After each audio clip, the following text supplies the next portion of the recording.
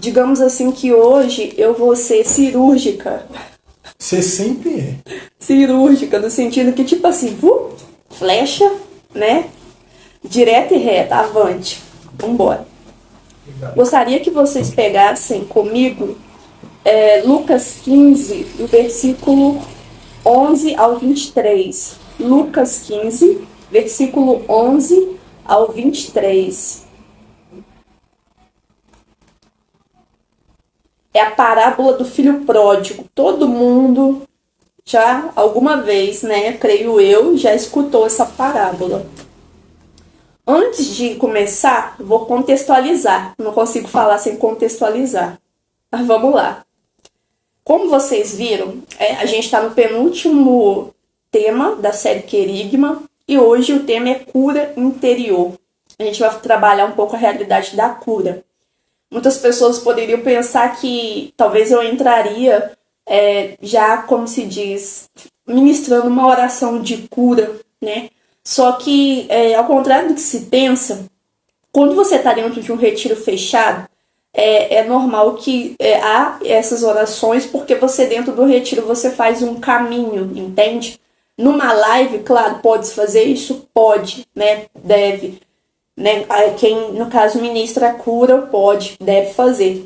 Porém, é necessário, antes desse passo todo de orar por cura, que se tenha um diagnóstico, ou seja, você encontre, né, a raiz do seu problema, beleza? Então, vamos lá. Primeira coisa que eu queria trazer é que a cura interior, ela está relacionada com um mal interior, né, ou uma enfermidade. Guardem isso. Depois, nós seres humanos, é preciso que a gente entenda que nós possuímos 3 dimensões, vou colocar isso, tá? Espírito, alma e corpo, tá? Então, tudo que nós fazemos, né, tanto de bom como de ruim, vou usar assim, né, esse termo bem genérico, tem consequência nessas áreas, para vocês entenderem. O corpo, ele é diferente da alma e ele também é diferente do espírito.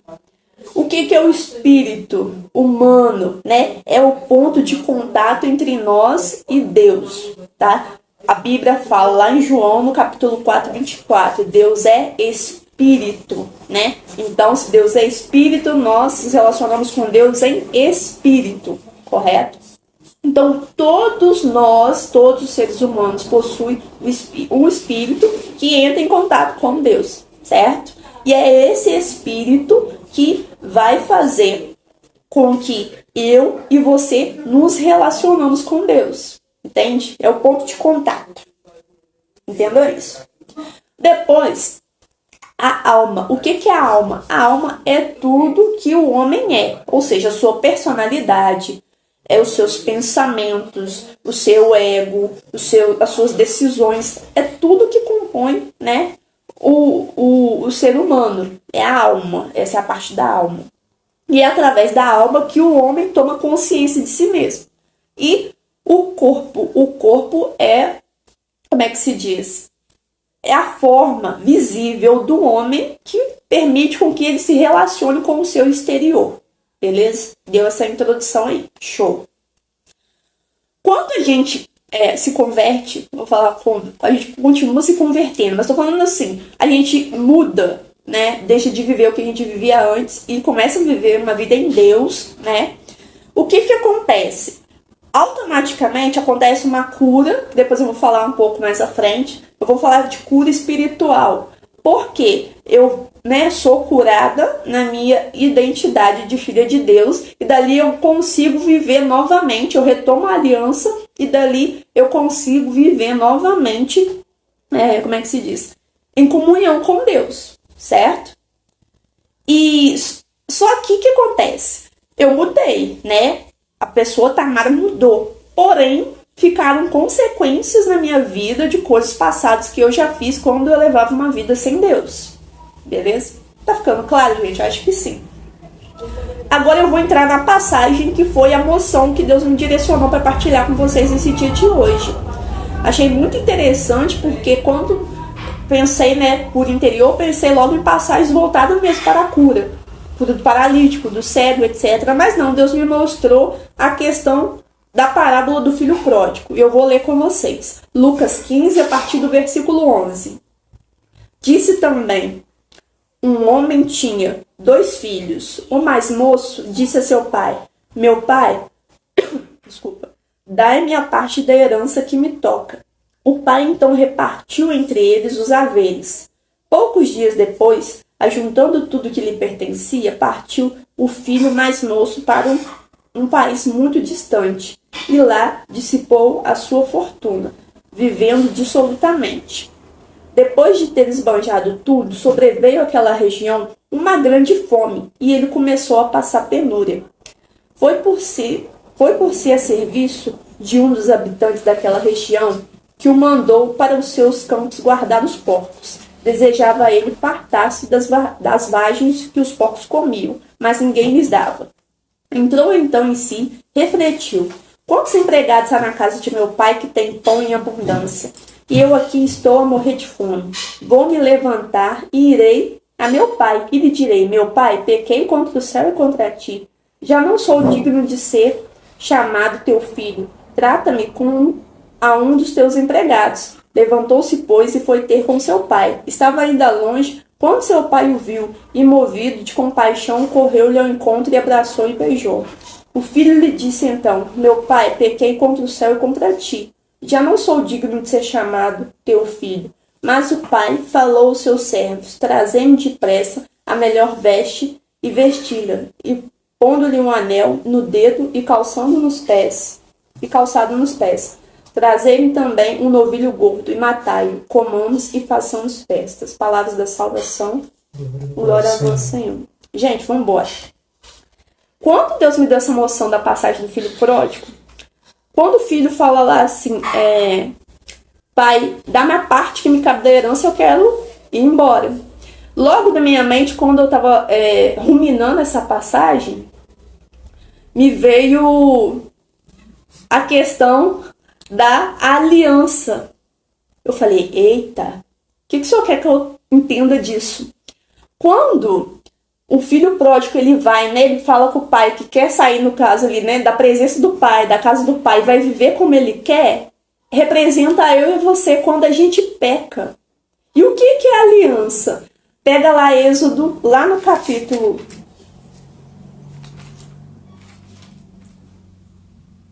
20, tá falando dos 10 mandamentos, certo?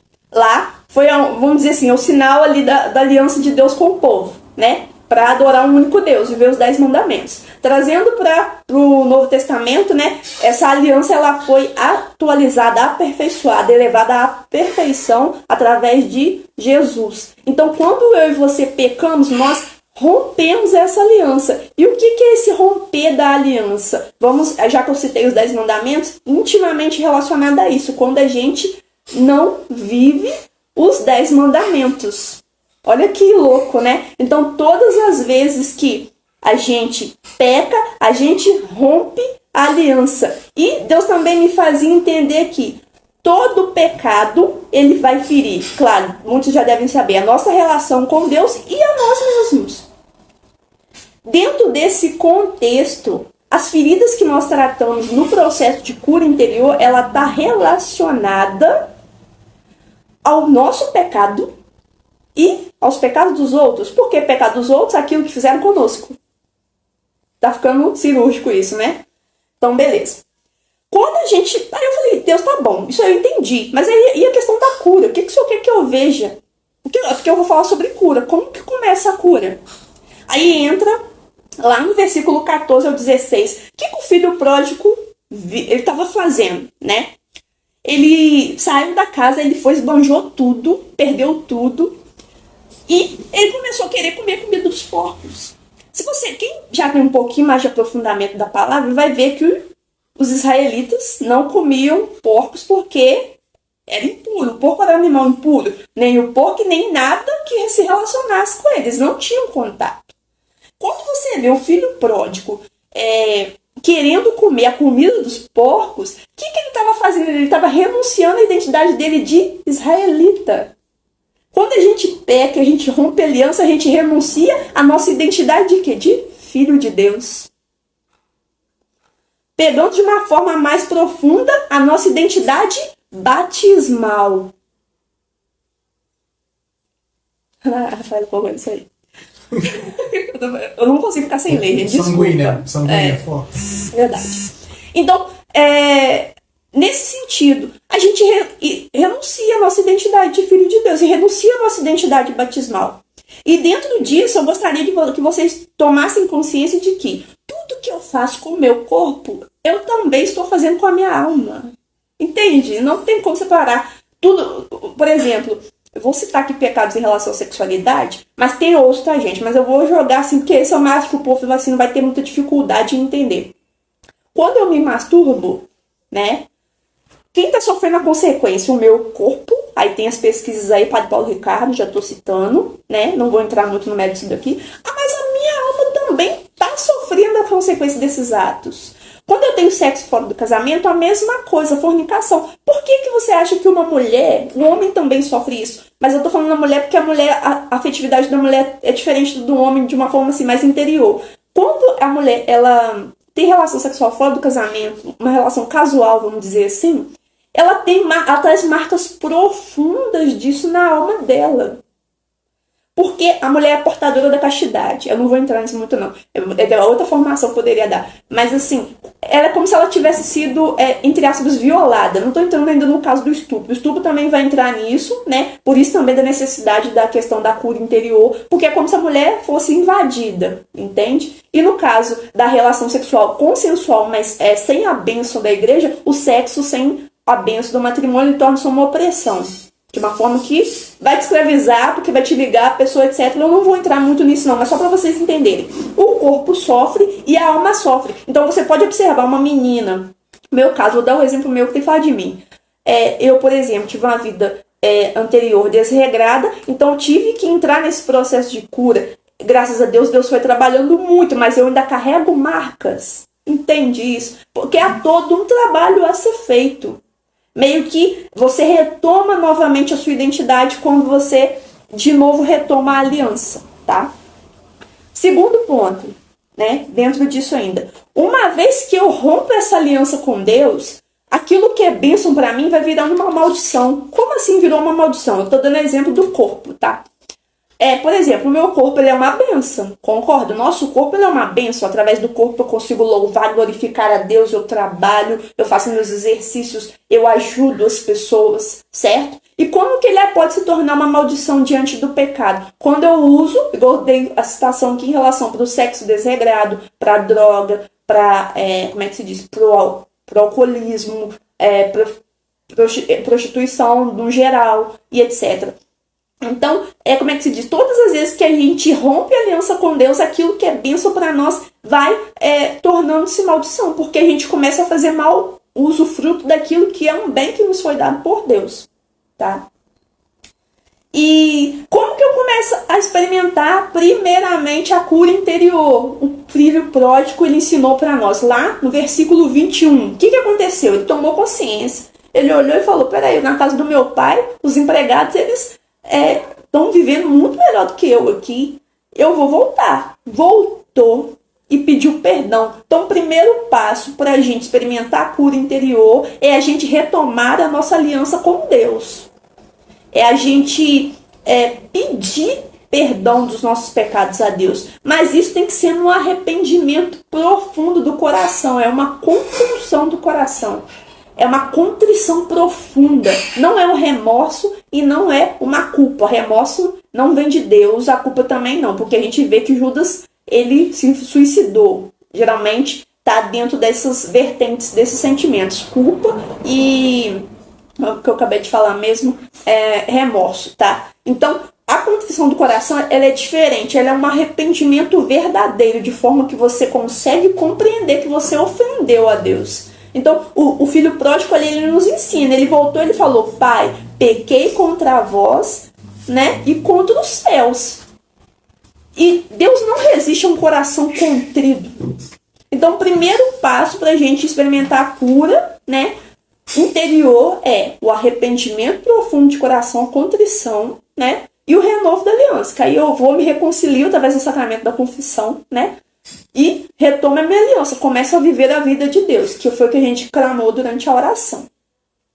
Dentro disso, né, ao voltar, né, a viver a minha aliança com Deus, a viver a vida de Deus, a praticar os mandamentos, a cura espiritual ela já acontece no sentido de que você vai ter a sua identidade de filho de Deus recuperada e com isso vem a sua autoridade também. Para todos nós que somos batizados, nós temos autoridade para pregar, para orar pelas pessoas, entende? Para evangelizar. Isso nos foi confiado pela graça do batismo. Então, quando você retoma a sua aliança com Deus, automaticamente retoma também a sua autoridade de filho de Deus. Partindo disso, eu vou para o segundo passo. O que é o segundo passo? Aí já entra a questão mesmo de eu pedir a cura das feridas interiores. Que aí é a questão do perdão, ressentimento, trauma, rejeição e complexo de inferioridade. Quem tem trauma, rejeição e complexo de inferioridade precisa de perdão. Precisa de perdão.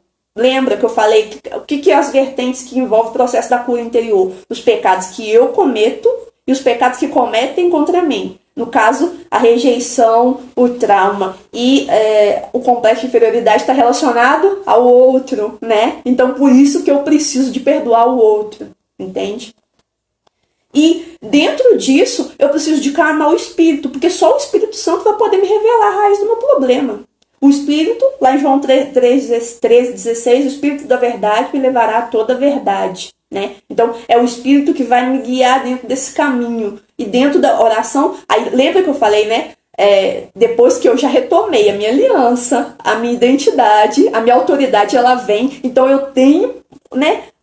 Poder, assim, vamos dizer assim, eu vou usar essa forma assim, poder não, melhor, eu tenho autoridade para clamar o Espírito Santo sobre mim e pedir a minha cura, nesse sentido, entende? Então, através dessa oração, aí eu suplico os dons efusos, né, palavra de ciência, sabedoria, cura, libertação, aí vai vindo os direcionamentos, eu vou notando aquilo, e no Espírito, Jesus vai me curando. Só que esse passo aqui eu só posso fazer depois que eu retomei a primeira etapa. Tipo, só depois que eu renovar minha aliança. Só depois que eu voltar a recuperar minha identidade de filho de Deus. Por quê? Aí eu já vou ter autoridade, né? E com a espada do Espírito eu vou, derrotar Satanás. Entende? Então, às vezes, a gente está querendo orar por cura, orar por libertação, não sei o quê, mas você nem, entendeu? A identidade sua ainda não está curada, você ainda não recuperou sua autoridade de filho de Deus, então não tem como. Às vezes, a gente quer orar por cura, mas aí a gente está com voto íntimo, aí outra realidade também que eu não vou entrar, mas aí também a gente está com complexo de inferioridade, a gente está com rejeição. Quem é curado espiritualmente já entende que ele é filho amado de Deus, que já vive a aliança com Deus, já retomou sua vida, ele não se incomoda com a rejeição. A pessoa vai te rejeitar que não, fulano me tratou bem. Quem é filho de Deus já se reconhece como filho de Deus, ele não está nem aí. Ele não vai ligar para isso aqui. Porque ele já foi curado, entende? Quer dizer. Terceiro ponto. Aí o terceiro passo, você já começa a pedir a libertação dos poderes do mal, renunciando às falsas doutrinas e demais pecados. Essa questão de poderes do mal não explicitamente vai estar sempre relacionado a falsas doutrinas, mas eu falo em relação ao âmbito espiritual, porque talvez a cura não pode estar sendo barrada por conta de um julgo, entende? Como é que fala? Alguma coisa na árvore genealógica da pessoa. Gente, esse tema é muito amplo, eu estou dando só uma pincelada, mas eu sinto que Deus queria focar mesmo na questão da identidade de filho de Deus. Que eu acho que hoje, nós católicos, cristãos, a maioria da dificuldade a gente não vive como filho de Deus, entende? Então a gente precisa de ser curado primeiramente na nossa relação com Deus, né? Para poder conseguir experimentar a cura e a libertação, certo? E partindo disso, eu vou citar, já estou caminhando para terminar daqui a pouco, o que impede a cura interior de acontecer? Como eu disse, a gente por nós mesmos, a gente não consegue chegar ao nosso autoconhecimento. Então, é preciso de clamar o Espírito para que ele nos leve à verdade sobre nós mesmos, inclusive. tá? Então, a gente lembra lá do pecado original? A gente foi totalmente... houve uma desordem interior no homem, toda. Então, a gente ainda traz mecanismos de defesa contra a cura interior. Porque a cura interior, você concorda que ela vai revelar para você, para sua alma, uma realidade da sua vida que você talvez não queira mexer? Então, automaticamente, você vai travar, entende? E dentro disso, você encontra a negação. Por que negação? Você começa a mentir, ou negar que aquilo aconteceu. Por quê? Para você criar uma muralha de proteção naquilo, né? E as pessoas não verem a sua fragilidade. Então, nega que tem ressentimento, fala que não quer olhar o problema, não quer falar sobre o problema.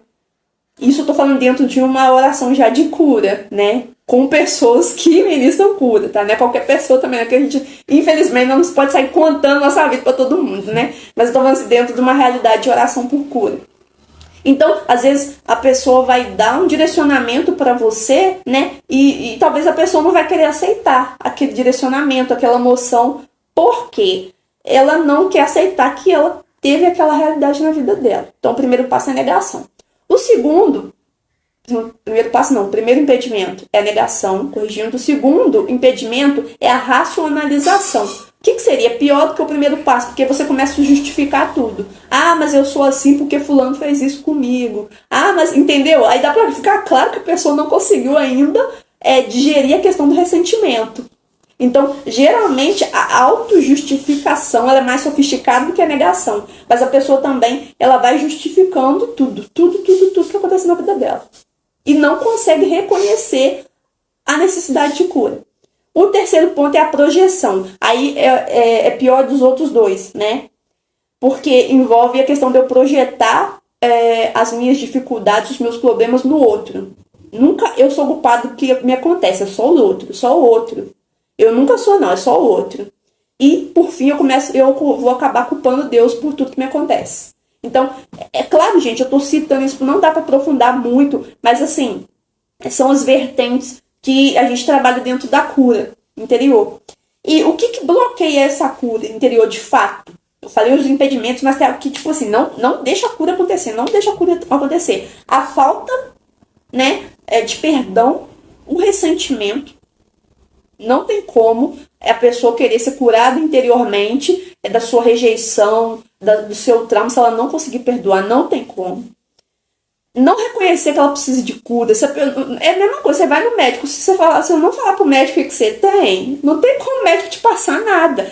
É a mesma coisa. Jesus é o médico dos médicos, mas você acha que você não precisa de cura. O que ele vai fazer? Ele não vai, porque Jesus, ele, né? Como é que se diz? Só age de acordo com o nosso consentimento. Entende? Então, se você não reconhece que precisa de cura, não vai ter cura. Mentira. Falta de arrependimento. A mentira em que sentido? A mentira é um pecado gravíssimo, né? Porque eu sei que às vezes parece, não é venial. Não, é grave. Porque a Bíblia fala que o pai da mentira é o diabo. Então, eu e você, a gente tem que, né, eliminar todo e qualquer tipo e espécie de mentira da nossa vida. Falta de arrependimento. Por que tipo, eu peco e não tô nem azul? Tipo, eu nego mesmo minha identidade de filho de Deus. Eu quero viver que nem pagão. Eu tô usando o termo pagão porque, tipo assim, todo mundo é livre. Mas aí, tipo assim, se eu sei que eu sou filho de Deus, mas eu escolho viver como se eu não fosse. Seria nesse sentido, né? Então, isso tá atrelado a pecado. Então, se você também não consegue, como é que se diz? Renunciar a esses pecados, você também não vai conseguir ser curado na sua aliança com Deus. Aí também não tem identidade, entendeu? Então é tudo tipo assim, uma escadinha, tá tudo interligado. E o uso de práticas ocultas, que aí também é outra realidade. Porque, primeira coisa, para você conseguir obter a cura, você precisa crer em Deus. Então você vai recorrer a práticas ocultas. Então, obviamente, né, a sua cura interior ela não vai acontecer. E como que eu obtenho a cura? Primeiro, crendo que Deus pode curar, crer no amor de Deus e no poder dele. Segundo, reconhecer que eu preciso de cura. Terceiro, confiar nas pessoas que vão ministrar a cura sobre mim, que está fazendo oração de cura, o irmão que orou por você, que teve tal direcionamento. Localizar a raiz do problema. Aí, tipo assim, é por isso que eu falo, gente, é um processo. A cura ela é constante, porque todos os dias a gente machuca e a gente é machucado. Então, obviamente, todos os dias nós precisamos clamar por cura. Mas para uma pessoa que nunca passou por um processo de cura, ou está vindo de um trauma muito grande, vou dar um exemplo aqui de um estupro, isso tem que ser trabalhado assim, entendeu? Não é uma coisa que eu faço, tipo, um encontro hoje, tá todo mundo curado, entende? São processos, tá? E quinto, quebra de maldição ou jugo, né, satânico, porque muitas das vezes a pessoa já fez tudo, você já fez tudo e a pessoa não se liberta, né? Ou então ela não é curada de determinada área. Vamos supor, vou dar um exemplo do pecado da masturbação. Às vezes a pessoa já fez tudo, ela já retomou a aliança, ela já renunciou, ela já está confessando, mas aquilo não sai, ela não consegue. Aí vai que tem lá na árvore genealógica dela, entendeu? Um julgo desse pecado. Aí é preciso, né, de localizar a raiz, como eu disse, se for uma das raízes, né, e direcionar a oração certeira para essa área. A nossa... o ser humano, vamos dizer assim, ele precisa de cura em 3 áreas. Mente, emoção, tá? E vontade. Muita gente está com depressão, muita gente está com ansiedade. Pode ter certeza que aí, onde que está a raiz desse problema? Ou está aqui na mente ou está na emoção. Vai dizer os santos, né? E também uma formação que eu li. Isso tudo que eu falei, gente, tem coisa, claro, que foi Deus que me direcionou, como a passagem do filho pródigo, e aquilo que eu vi, a questão da aliança, foi tudo dentro da passagem, mas também foi formação que eu já fiz e também do que eu estudei. Vai dizer, na formação que eu fiz lá na Shalom, que a mente nossa, ela é o principal campo de batalha, no sentido de combate mesmo, espiritual. Tá aqui, ó. Tá aqui. Então, a nossa mente, depois do pecado original, ela foi canalizada para o mal. Então, onde que o inimigo começa a tentação? Aqui. Porque o pensamento ele vai gerar a imagem. Então, a imagem vai gerar um sentimento. E do sentimento gera a ação. Então, Deus, né, quando a gente clama a cura, né, pode prestar atenção no seu pecado. Como é que o pecado vem? Ele vem aqui. Depois ele vem para cá. Depois ele vem para cá. Consegue entender isso? Mente, coração e tato, ação. Quando, como é que se diz? Vai dizer a palavra também que Jesus falou, né? O que torna o homem puro não é aquilo que entra, ou seja, de fora para dentro, mas aquilo que sai, porque sai daqui. Essa aqui, sai daqui e vem para cá.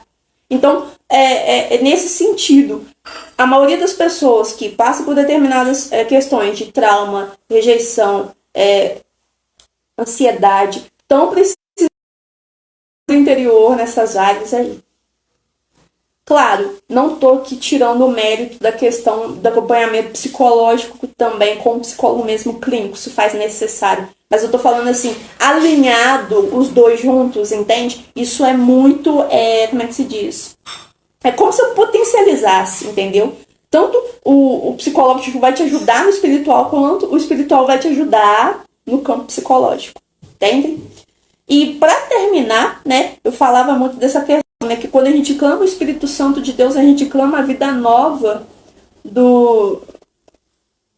Tá, acho que quando a gente clama, como é que fala? O Espírito Santo pedindo essa vida nova, a manifestação de Deus e o que? A cura completa, a cura do homem interior total.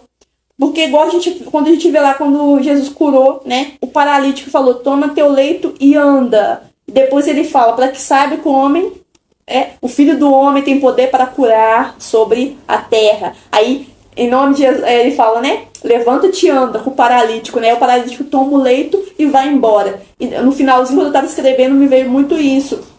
Quando a gente entra nessa questão, né, de retomar a aliança, dessa cura espiritual que há, né, desse devolver que Deus nos faz, né, devolve de novo a nossa identidade, né, automaticamente essa cura, né, interior nosso, da nossa alma, ela acontece, e depois também, por que não física, também acontece. Aí tem a questão das doenças psicossomáticas, que aí daria outra live gigante, mas assim, é basicamente isso em relação à cura interior. Se fosse fazer oração de cura aqui, ia de live, mas assim, é só para vocês entenderem o norte de tudo, pelo menos assim, que Deus me fez entender, né? Principalmente na questão da nossa identidade de filho de Deus. Hoje a gente tem uma grande necessidade de ser curados na nossa identidade de filhos de Deus, que envolve diretamente a nossa relação com Deus, para depois começar a experimentar as outras curas. Amém? É isso.